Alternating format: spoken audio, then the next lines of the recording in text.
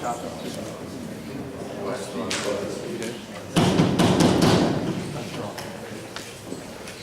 to call the meeting of the Htgcd Groundwater Conservation District to order, Monday, March 28th at 6:08. Roll call, Rick? Jimmy? Here. David? Here. Mark? Here. Joanne? Here. Greg? Here. Review of board meeting protocols. Looks like most of y'all been to most of them. If you want to speak, if you'd like to speak, please fill out one of these forms. Get it to Rick or to myself. You have 3 minutes to speak on any item you want to speak on. And we'll also have a chance at public comments where you can speak on any general item. It's not on the agenda. If it's not on the agenda, we can't discuss it back with you, but we will listen to you.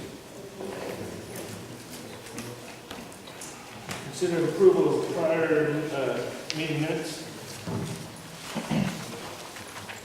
I have them right here, and I looked at them.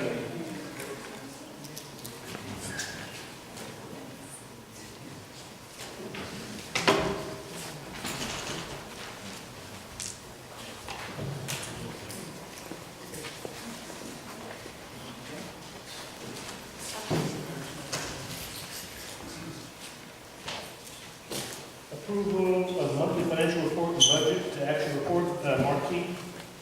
Yeah, Rick, what's up on the screen?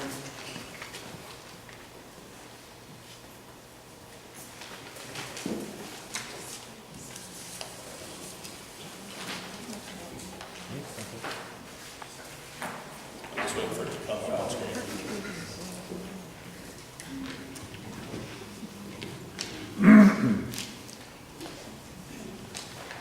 Mark asked me to review the budget to date through February.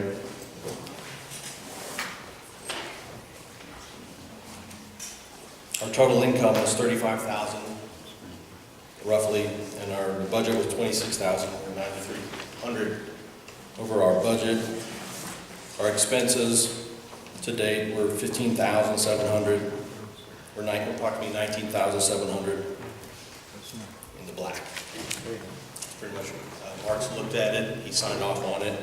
He's also signed off on the invoices, the monthly invoices. That's all I have. Do you have a question? How much is in the bank right now? I don't have that dollar amount, I can get that for you. It's roughly $40,000.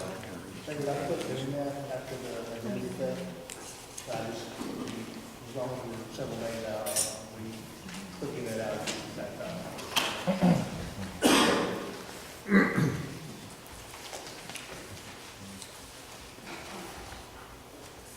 I'm going to go ahead and do the manager's report. Renewal permits, we have 5 one-year permits that are approaching their June expiration date. Those are Cedar Oaks Mesa, Dr. Guy Hodgson, Goldenwood West, La Ventana, and Radiance. All will be required to begin the process of renewal starting April 1. On the monitoring run, the district staff completed the monitoring run for March. We'll begin working with the Sonic 200 water level finder, or began work with it. For those of you who do not know, it uses sonic waves to measure the wells in our monitoring run.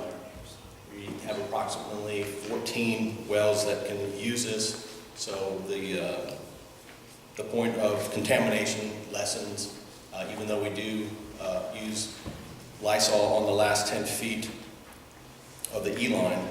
Over spring break, 2 weeks ago, we made contact with 5 homeowners, further updating our contact list. We will be going out on our next run on the 14th and 15th of April. Again, I want to stress that staff does need suitable transportation. There will be a workshop on the MAG version 2 that will be on March 31st this week at the Wimberley Community Center, starting at 6 and ending at 8. Outside representatives from the Texas Water Development Board, HDR Engineering, Blanco Pernalis, GCD, and Barton Springs have all been invited to present and to participate. The district is offering to all 2011 candidates running for the board a class on the hydrogeologic folio atlas that will be held on April 1st at 6 o'clock at the district office. I wanted to stress or say The district always wants to encourage the use of rainwater collection systems and promote artificial recharge of the aquifer through such means as proper brush management and reestablishing deep-rooted native grasses. I'm going to go on to the acknowledgement of bank reconciliations and monthly invoices. I handed those to Mark, which he reviewed, signed, and approved. That's all I have.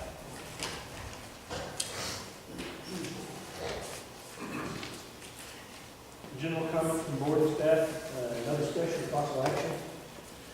Anybody have just general comments they want to bring up? We'll get to y'all just a minute. We'll get to that spot once we speak. Anything? Well, I did want to say that I'm not going to be running for the board in May, and I've made that decision for a number of reasons. I do feel like that the board has begun to move in a direction that I don't think is in alignment with the goals of the district. I feel like it's been a real struggle to implement the mission of the district under the current leadership.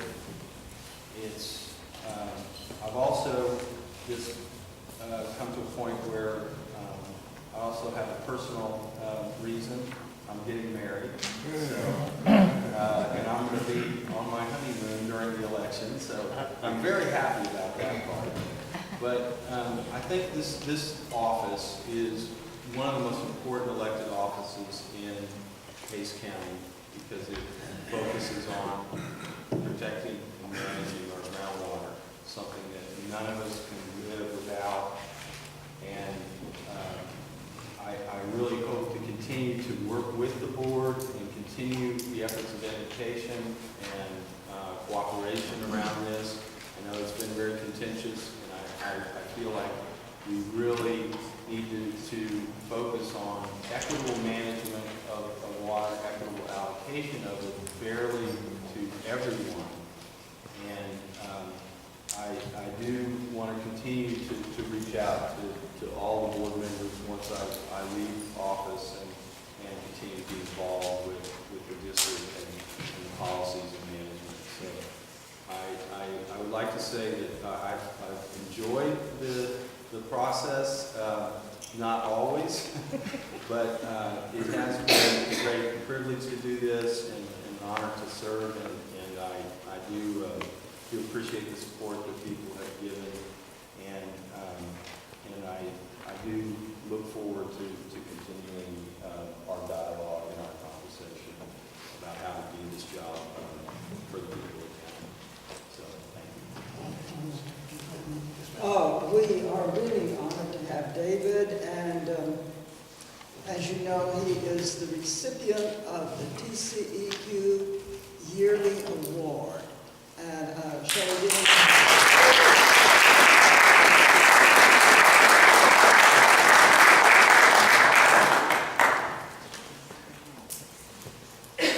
Mark, public comments concerning non-agenda items? Did you, sir, I saw you had your hand up a minute ago. I just had a simple question. You mentioned a 31 March meeting in Wimberley. Where and what time for this? on March 31st? Workshop. Is it open to the public or what? Yes. You can show up, yes. Where and In when? Wimberley Community Center. Community Center, okay. And the time? 6 o'clock. Okay, thank you. It's going to go from about 6 to 8. Great. All right, Jack Collins.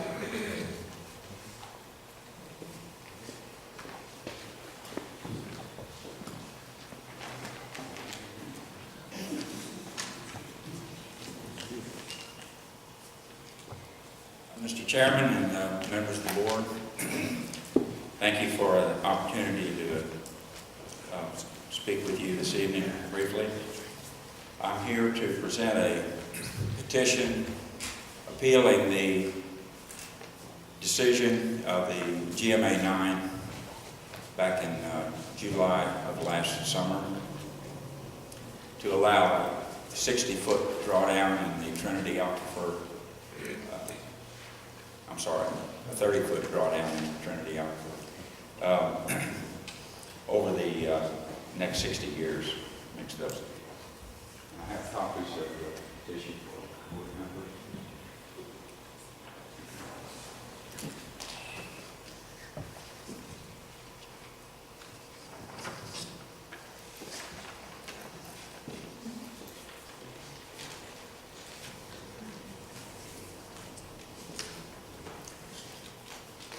I'm representing the Wimberley Valley Watershed Association and presenting this petition.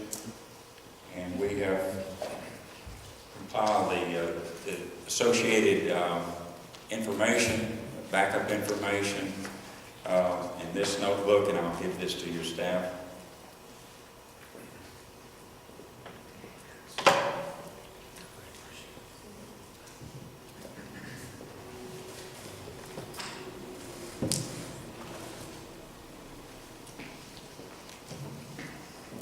The 30-foot average drawdown of the Trinity Aquifer adopted by GMA 9 last year, as it applies to the Trinity Aquifer, we feel is unreasonable and will cause excessive economic, environmental, and other damage to landowners, to aquatic habitats, to businesses. It will dry up lots of wells and cause the springs and seeps that supply our streams and rivers here, especially in this area, Jacob's Well and Cypress Creek, and Blanco River, to run dry more of the time. Anyway, we feel that this proposed DFC is the desired future condition, as referred to as the DFC, is unreasonable for a number of reasons. They are all outlined in this proposal. So thank you very much for accepting this, and we look forward to working with you. I believe the board has 30 days before this will be taken up by the GMA itself. We will make sure that copies of this get to or delivered to the other districts also. So, thank you. Just, you get that, just a quick question. What are you doing? Are you giving this to us? Can your lawyers keep going? Let you know what does he want to do with this? We would like action on the board to request a hearing with the GMA that would reconsider this 30-foot drawdown in the aquifer. And so I But is that what this is? Right. Yes. Yes, we would certainly request that you act on this. Okay. If I could Yes. speak to that. My name is Eric Coleman. I'm the attorney for WVWA on this matter. The statutes and regulations require when someone's going to file an appeal of desired future conditions with Water Development Board, that at least 30 days prior to filing that appeal with the board, that they provide a copy of that document to each of the groundwater districts in the GMA. So that is part of what this You're is. appealing it to GMA 9, not to us. You're appealing it to the Water Development Board, Okay. not to you. But we have to give you a copy, and then there's an opportunity. Right, you're just doing a formality for some kind of legal issue. In part, yes. Okay, so nothing we can do right now on this is go to GMA 9. There is the opportunity later for the groundwater districts to work with the petitioners trying to negotiate a resolution of the matter before the Water Development Board takes it up. And that's part of the purpose of requiring this. All right, thanks. Larry Calvert, please. Just one final. Yeah, I think there's a real opportunity for the board to show leadership in this area. We rely on you to manage our groundwater for the benefit of the community here, and so that's what this deals with. Thank you. Larry Calvert. Rick, you want to... I'm Larry Calvert, Wimberley, and I appreciate the opportunity to make a comment. I've attended several of the board meetings, and I guess I'm kind kind of summarily disappointed. The majority of the board seems to not be listening to the public comments. I keep seeing things brought up before the board and then a vote taken basically without any consideration. I think you've got a responsibility as elected officials to listen to your constituents. I see arguments within the board during board meetings with expertise. You got David that is a known expert, and yet his opinions go unheard. So I guess what I'm saying is I as a voter, am disappointed in what I see the majority of the board doing. Marion Mitchell?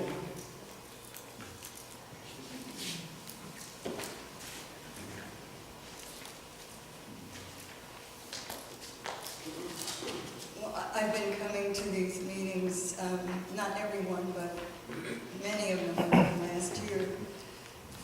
And I would agree with the previous comments that were made that what I have read about this board is that they have a certain mandate by the state to conserve, protect, to recharge the aquifer, and to educate the public. The only thing I see being done to carry out the mandate is educate the public. And that seems to be going fairly well. I don't know the insides of the story, but I'm wondering who has charge over this board? What state agency overlooks what you do? Because you are not doing the job for the public. And many times there are hundreds of people here, and they all speak up and say pretty much the same thing. And none of you respond. The three of you always want to vote as a block against two. And that isn't the way democracy should work. In addition, you now have some kind of problem with David Baker and are trying to remove him from his office. And as you know, he's just been given a big award by the state, and he's a hero to many people in Kimberly for saving David's life.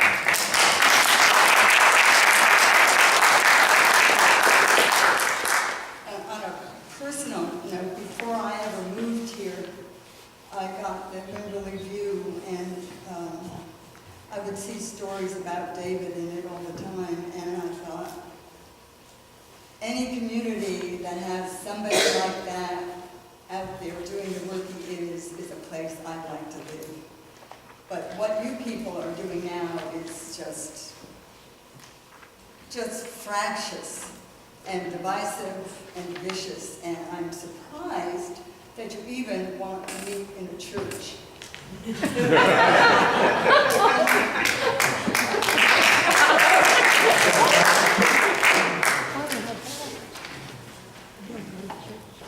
Hello, my name is John Cobb, and I need to put a footnote here.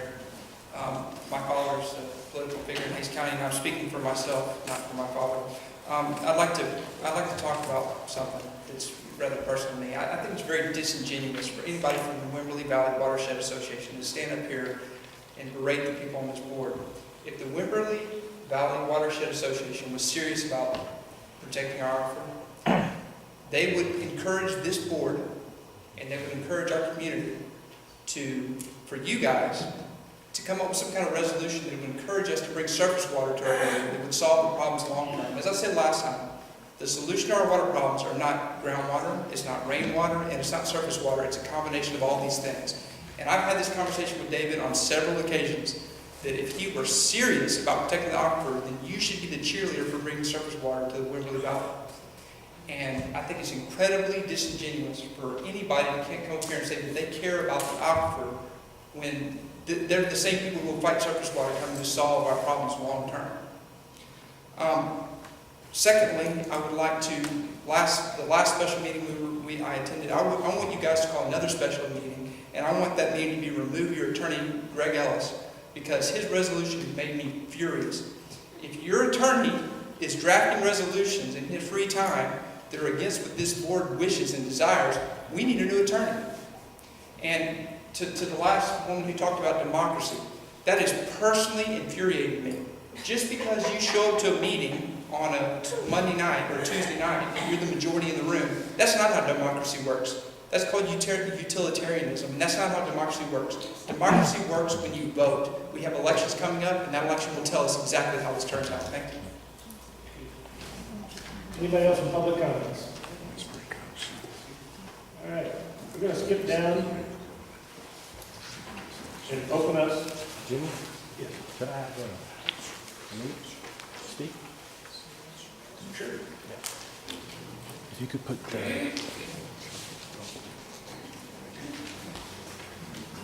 We're not speaking, we're speaking to the general. Yeah, the drought. The drought, okay. Yeah, there was some question as to the drought, so I wanted to present the information that I review weekly.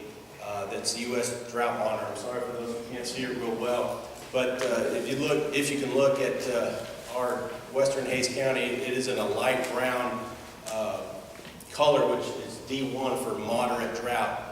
This is one of the triggers that we use at the district to see we are in a drought condition. Tracy, if you could hit the other. The other index is the Palmer Index Severity Index. And you'll see it's actually in white, our area.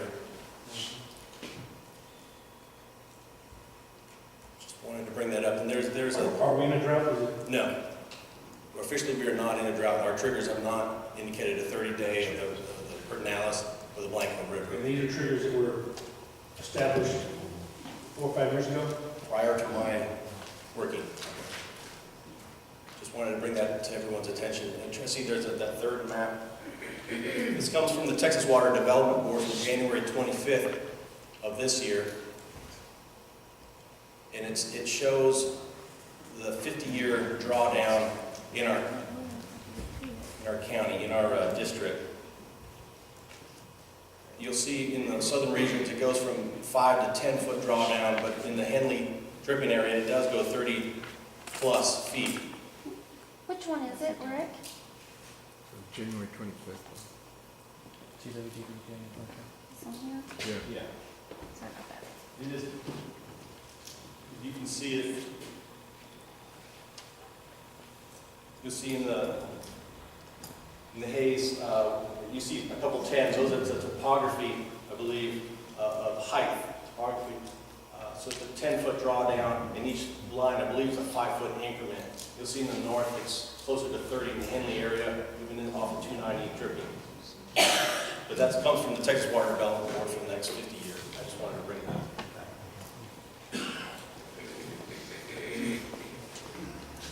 All right, it's 6:30, and we're going to open up hearing item B, discuss a possible action on management plan.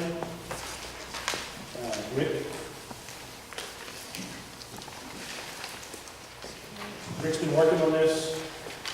Do we have anybody wants to comment on this item? All right. We can make a quick presentation, or is this the same one we've seen? This When is- it's on the internet? It's been on our posted and distributed. I'd like to make a motion to approve it. If we can get a second, if anybody wants to second. Second. All right. There was a lot of work done on this management plan. It's something that we update every 5 years. The board's mandated to do that. And one of the things that's not yet in the plan, which is the managed available groundwater number, which is the amount of water that the district can permit. And this meeting that's coming up on Thursday night will be an opportunity to hear about how that number is derived. And there's two estimates out there in terms of future exempt growth. And as Mr. Holland noted, the board and the GMA have voted to do this 30-foot decline, 30-foot drawdown on the aquifer, and that's an average. But in some areas, as Rick showed, we will have, you know, much bigger drawdowns. Some areas will have less, and the idea is that it would be 30 feet average over the whole area. But if you look at the real data that the district has collected, just a 2-foot drawdown above Jacob's Well in 2009 made it stop flowing. And so, imagining a 30-foot drawdown or even a 10-foot drawdown would be unacceptable in that area. Parts of Henley had 177 feet drawdown in 2009. And so the management plan has a little bit of a hole in it right now, in that there is no managed available groundwater that's been adopted, and it's unclear whether the old management plan number is still in effect. So we're operating, I believe, in an area where issuing new permits at this time is not prudent, it's not wise of the board until this issue of the managed available groundwater can be settled. And a big question in that, which is a difficult question to answer, is what will this future exempt growth be? And exempt wells make up 98% of the wells in the district. So those are wells that this board does not have any regulatory authority over. We do not meter, monitor. Some of those they do allow us to monitor water levels, but that growth, there's two numbers there.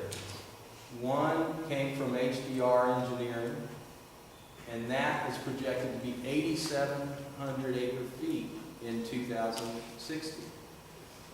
This 30-foot drawdown takes what now is a 3,700 acre-foot management plan number and makes it 9,100. So it more than doubles the amount of pumping that that is saying that can be done in the district. And if we use that 8,700 acre-feet, that means that we only have 331 acre-feet left to permit. But there's a second number which the Water Development Board created on their projections, which says it's 4,100 acre-feet. So it's about half of that projection. So that says we have nearly 5,000 acre-feet to pump. So we have these two numbers, 331 to 5,000. And it's based on what this exempt growth will be to determine what that number will be. But the bigger problem is there's not 9,100 acre-feet out there to pump. And if we do that, I believe there will be many, many people's wells that will go dry. We will see the springs dry up. We will see a lot of damage to downstream interests who depend on those base flows from our creeks and rivers. And so, you know, this management plan, I think, you know, Rick and Al did a, good job of putting it together. It has some great stuff in it, but it's not addressing yet the real issue. And I think if the board does pass this tonight, that we really do want to hold off on issuing new permits until the managed available groundwater number is adopted and integrated into the management plan, along with the rules that will ensure that we're managing for that future growth. So I say that, I know that seems, there's a lot of numbers there, but I believe we are in a deficit pumping situation where we need to reduce pumping to balance our water budget. And I don't think that the management plan as it's written now really will allow us to do that. It's going to take some more work to get there. David, you want to reduce it for who? Who has to give their well up? No one has to give their well up. We just have to promote conservation, which is the mission of the district.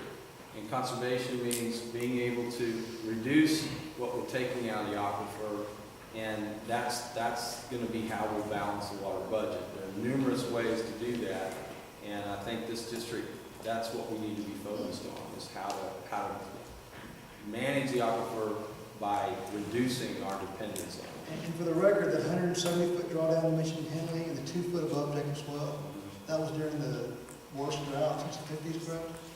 Now, that was in a very minor drought of Well, it was the about, worst drought at the time, David, I was here. it was not the worst drought since the He 50s. told me it was the worst, it was the worst, it was the minor, what was it? Well, I think what's happened is that we're in many ways in a permanent pumping drought in Wimberley. The flow of Jacob's Well right now is a 2.5 CFS. At the end of the drought of record, it was 2.4 CFS. So we are in a drought condition, even though the maps don't say we are. By our pumping the aquifer, we're creating and simulating those same conditions that we had in the 50s. So, adding more pumping is not the way to solve this problem. And that's the fundamental, I think, difference we have on the board is that by increasing pumping, and frankly, there's nothing we can do about these exempt wells. Exempt wells are going to continue to grow, but the bigger the DFC is, the more that impacts the exempt users. The smaller the DFC is, the more that protects the exempt users and the current users. Because if you make a big DFC, like this board has done, you are mandated to give that water out to the water marketers, to Aqua, to Wimberley Springs, to these big pumpers who come for permits. The law says we must permit to the max. So all we're doing is we're taking water that, all of us enjoy in our wells, and we're giving it to the big pumpers. So that's the fallacy of thinking a big DFC is going to protect your property right. It's actually going to take it away. Well, wait a minute, Blanco's here, Blanco County's here, they approved it. Travis County's here, Barton Springs, they approved it. So if we lower ourselves, the only people we're punishing is ourselves, because you got above, they're gonna keep pumping, and below, if you read the management plan for the Barton Springs Ethel Aquifer, they came out and said that they're targeting Trinity water now. So they're gonna be pumping it on the down end anyway. So why should we punish the people of Hayes County? And I voted against that. I voted for zero DFC on that. I don't think we should draw down the aquifer more than 5 feet. We should not be taking out more water than annually recharges. That is a sustainable management policy. That's how we protect things for future generations. That's how we protect the property rights and the property interest of the people that are here.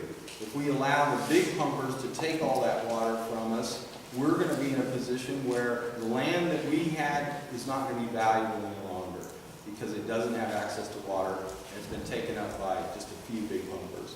And I think that's the danger of a large CFC, and just sound and wise management. You give out a little and you measure that, you watch it.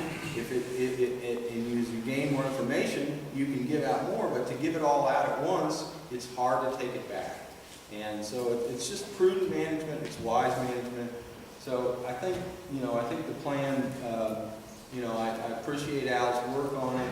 But I think we have this hole in it. We have this issue that we are going to have to address as a community if we're going to really protect the interest of the people who have wells and who depend on these springs and creeks. Because without those, we know that the property values of our communities are going to decrease, and our ability to promote tourism and to have people come and enjoy these resources is going to go away.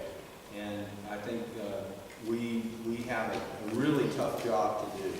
And but I want to say that because the management plan is what guides the district in the future. It's our principles, and I think there's some good things in there. Like I said, but we've got to solve this problem of the managing of the groundwater, and that's going to be how we manage this exempt growth in the future.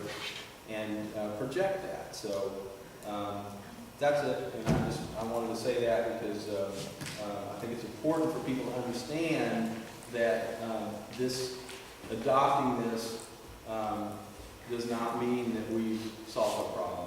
It's still there. It does mean that we have solved the problem in the state. We're mandated to do this. We were waiting on a different one to come out when I came into office, and it never appeared. I got with Rick, asked Rick to make this happen, he went to work and made it happen. Very, very proud of it, very proud he got it done. Previous boards wanted to spend $5,000 to get this done. Rick, as our manager, handled it. Al helped him, but as our manager, I went to our manager, he handled it. He sent it to the state. It was approved by the state. One of the few that gets approved by the state this quick. The state liked it, and they approved it. It's now back to us to vote on it. We did everything the state wanted. We put it in. I'm very proud of it. I think he's done a great job. I had nothing to do with it. I didn't write it. I read it 2 or 3 times, but I did not. Was not the one that made this document. The state has said that we can go back and change this every year if we want to, every month, every 5 years we have to. But he's done a good job with it. I'm sorry some people don't like the job he did. I'm very proud of it. I'm very proud he did it. I'm very proud this district did not spend $5,000 to get it done. And I think it's a great document. The state approves it. I'm more than happy with it. Anybody else? Greg, what is going to be the situation in terms of not having the MAG adopted and the interim period in terms of adopting this management plan? Is the district going to depend on its old groundwater management number? What would you say is the recommendation? I haven't reviewed the management plan, so I'm not sure what's in it or not. But generally speaking, the management plan sets the overarching policy for the district. At that point, the board should undergo a rulemaking to make sure their rules conform with the management plan that they have adopted. And then they issue permits in accordance with those rules. So the management plan is the first step in the overall permitting process regulatory scheme. The managed available groundwater at some point will have to become part of the management plan, but you have up until 5 years after you have adopted a management plan to review and re-adopt. So under the current law, this management plan voted on tonight, because the MAG has not yet been formally issued, you could wait 5 years to add the MAG to that management plan. I will tell you that there's a couple of bills currently pending before the Texas legislature that would require that the management plan and the rules be updated within 2 years after the MAG has been issued. If that passes, obviously we're going to have to take a look at that and see how that changes the schedule for this. But with our management plan, with the DFC now, or GMA 9 being protested, how long could that be protested? I'm sorry? With the GMA 9 being protested now, the 40-foot drawdown is now being protested, Right. how long do you think that protest will take before we'll have The total of 3 other protests have been filed so far, petitions at TWDB. One of those was dismissed out of hand because it wasn't timely filed. The other 2, I think it took them about 120 days to review and take final action on those protests. So it's going to be I'd say at least 90 days, probably 120 days before you get a final decision from the development board on whether or not you have a reasonable desired future condition. anything else to say, Rick? I do. One thing I didn't present was a GMA 9. Trustee, there's a map that I put in there. The GMA 9 consists of 9 districts. Which one is it? I don't see it. 9 districts, and over this 9 district area, the average is 30 feet. I'm not politically aligned with anyone. I am just stating a fact. That is my job as an administrator, is to tell facts, provide facts to the board so they can make a sound judgment, a vote, if you will. So we have a big GMA 9 districts with the average of 30 feet. I keep hearing 30 feet in our district. It's not accurate. The actual number is 19. And in the map that I showed you previously, it was between 30 and 10, possibly even 5 in some areas. So let's understand what we're upset about. It's not 30 feet. It's a range between where you live in the south compared to where you live in the north and the drawdown. But that average in our district is 19. If you take the 5s and you take the 30s, you can see where you can get a 19 out of that. I can't stress that enough. Any other discussion?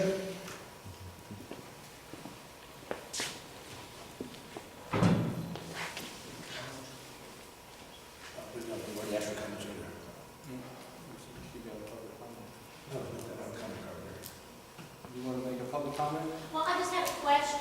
I'm curious about the diversity between that original map that was put out and the second one. How those figures can be so far apart. And what reconciliation, if any, there has been of those.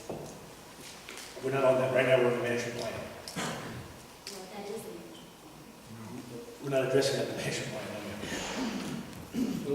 There will be a meeting Thursday night at the Worley Community Center at 6 p.m. where that specific issue will be addressed in depth. So definitely come to that. Thank you for your courteous reply, Mr. Baker. Yes, thank you, Mr. Baker, for that. Call for a vote. All in favor of approving the management plan? Aye. All opposed? No opposed. That hearing is now closed at 6:47.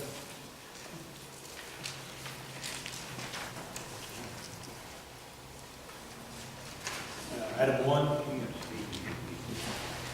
District 2008-2009 Auditor's Report. Is he here? Is the auditor here? All right, we'll either put that off to later or put it off to the next meeting.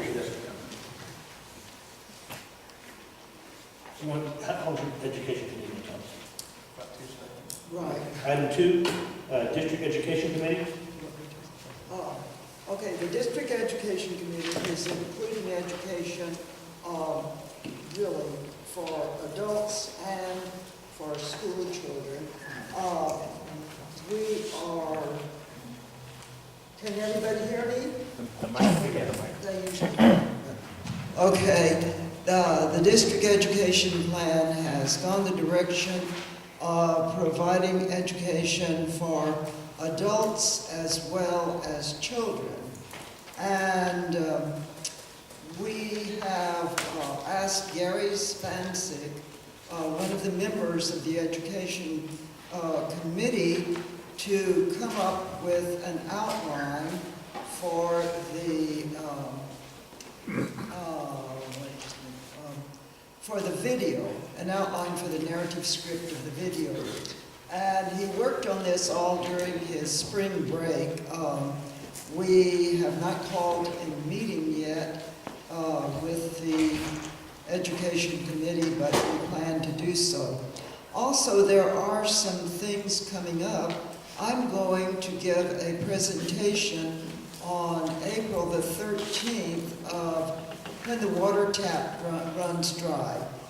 And there are 80 seats in the room in the Wimberley